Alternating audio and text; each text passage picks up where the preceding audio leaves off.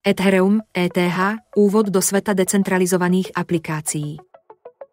Chcete sa ponoriť do sveta kryptomien, ale Bitcoin vám pripadá príliš jednoduchý.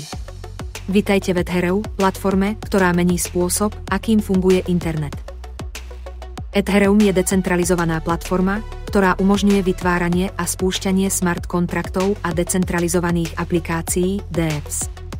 Predstavte si ho ako globálny, zdieľaný počítač, ktorý nikto nevlastní a ktorý je odolný voči cenzúre. Na rozdiel od Bitcoinu, ktorý je primárne digitálna mena, Ethereum je oveľa viac.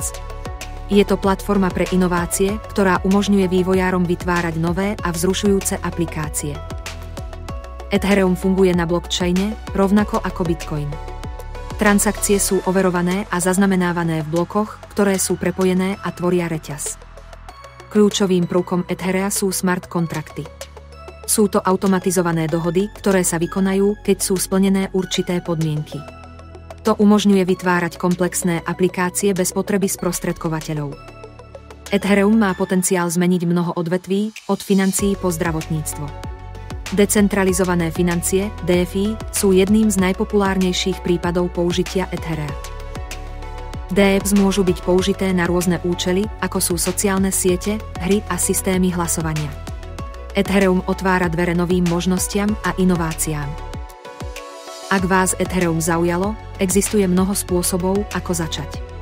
Môžete si kúpiť ETH na kryptomenovej burze, preskúmať DEPs alebo sa naučiť programovať smart kontrakty. Dôležité je začať s malými krokmi a postupne sa učiť.